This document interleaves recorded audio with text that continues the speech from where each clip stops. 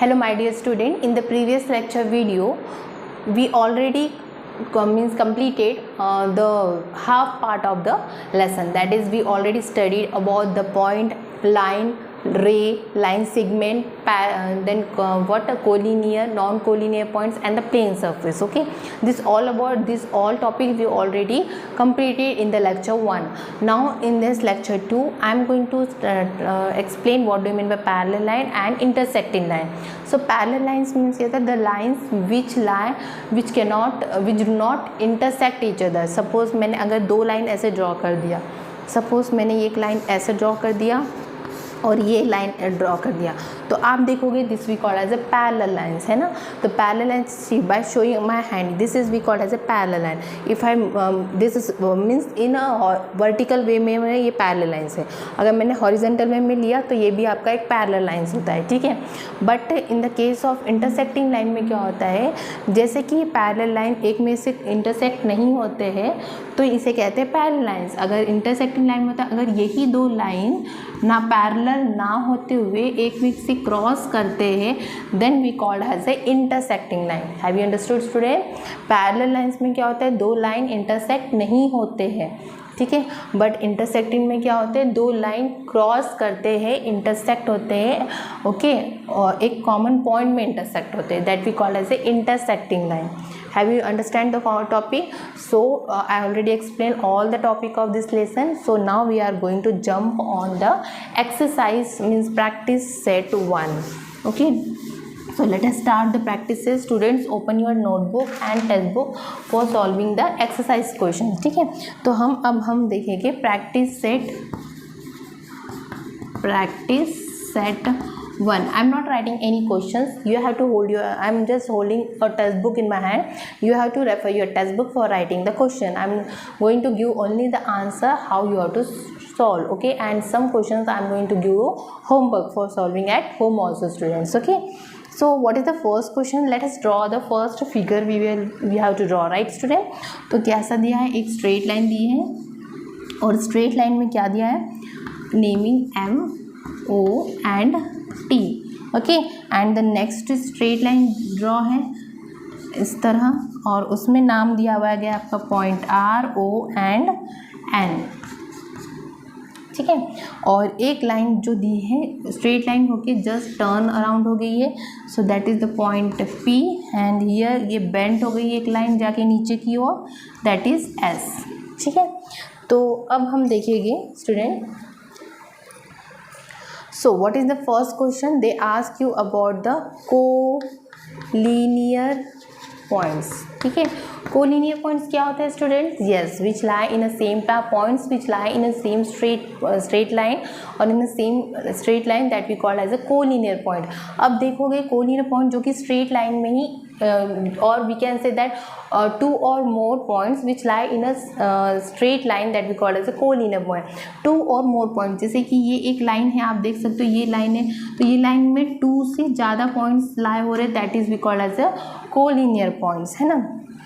तो collinear points क्या हो गए यहाँ पे, पॉइंट MOT collinear है. और नेक्स्ट इसमें देखो यहाँ से एक लाइन जा रही है, फिर वो ऐसे बेंट हो जा रही है, यहाँ से नीचे की ओर बेंट हो रही है, ऊपर की ओर टर्न हो रही है, और ये भी ऐसा हो रहा है, तो ये स्ट्रेट लाइन नहीं है, सो दिस वी कॉल.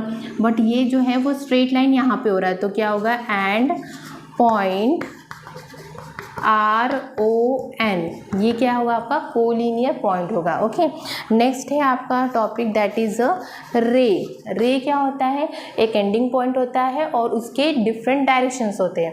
तो आप देख सकते हो यहाँ पे पॉइंट O से एक यहाँ पे एरो आ रहा है, देन ये यहाँ पे एरो, देन यहाँ पे, देन यहाँ पे, then like this way. So what will write, रे.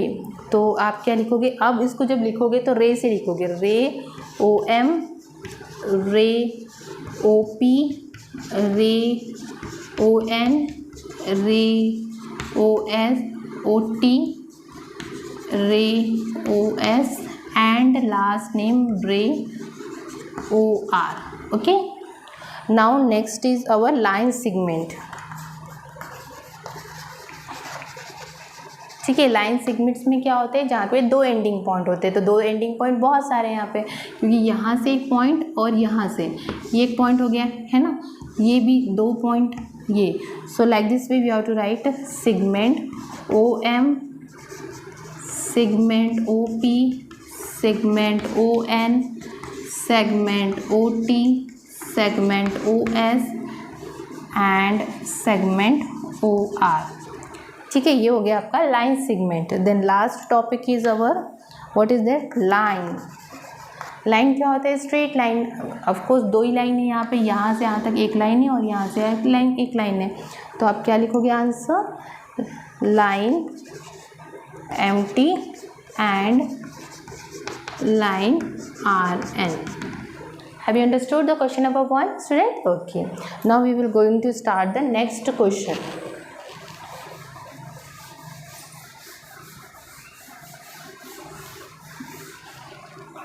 Now your question number 2.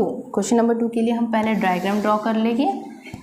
Straight line दिया है, वहाँ पे ABCD आपको पॉइंट दिए और यहाँ पे आपको फाइंड करना है, write the different names of the line.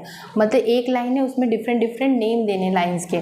तो क्या हैगा, जैसे लाइन AB है, then line AC, then line AD, then line BC, है ना, ये सब लाइंस है ना। Line AB, line AD, line AC, line BC, then line BD and line CD। ठीक है, कैसे लाइन्स है, लाइन्स मीन्स क्या होता है, जिसमें दो एरोस होते हैं। ठीक है, यहाँ से एक एरो है, एक स्टार्टिंग है और एंडिंग पॉइंट नहीं है, स्टार्टिंग और एंडिंग पॉइंट के बीच में एरोस है। देखो यहाँ से ये भी एरो है, तो इसलिए मैंने क्या लिखा, line AB, then line AC, then line AD, then line BC, line BD, then line CD। Okay, now question number 3 है जो कि आपके लिए है homework, because match the following is there and it is very very easy, right student. तो उसमें कैसा दिया है, एक क्या दिया हुआ है मैच द फॉलोइंग में, एक एरो दी हुई है स्टूडेंट्स, मीन्स एक लाइन दी है जिसमें दोनों साइड में एरो है, तो you know what do mean, what we call as है। और नेक्स्ट में एक लाइन दी है जिसमें दो एंडिंग पॉइंट है, so what is that, you know. Then उसके बाद एक बॉक्स दी है, that is a plane surface, already I told the answer, okay। and then एक ending point दियो और एक arrow indication दिए, what we call that you know, okay। now this question number 3 is homework for you, do at home, practice it. If you are not getting any answer in the comment box, you can ask me, okay। now in the next is question number 4, which is very important question for exam purpose, है ना, exam में आ सकते हैं ऐसे question. तो एक line दी है आपको, okay, and from that line एक पॉइंट कॉमन दिए है और एक कॉमन पॉइंट से बहुत सारे 3 लाइन पास हो रहे हैं। आपको पता है अगर एक कॉमन पॉइंट से 3 मतलब मोर देन लाइन पास हो रहे हैं तो उसको क्या कहते हैं, कॉन्करेंट लाइन कहते हैं। और यहाँ पे एक सिंगल लाइन दी है, दैट इज़ M, और ये C, और इसको दिया ABC, और ये पॉइंट का नाम A दिया है, एंड यहाँ पे 2 लाइन क्रॉस हो रहे हैं ईच अदर में, so this is D, this is PQ, okay। now we have to write the answer, so what they ask you, firstly we have to find the parallel lines। अब parallel lines क्या होते हैं, you know that when the two lines do not intersect each other then we call as a parallel line। अब देखो parallel एक एक देखना पड़ेगा, start from A का जो parallel कहीं दिख रहा है क्या, A का parallel इस डायरेक्शन में, yes, P दिख रहा है, और B का parallel line M है और Q है, तो हम क्या लिखेंगे, line A and line M parallel है, और सेकेंड में क्या लिखेंगे, लाइन B,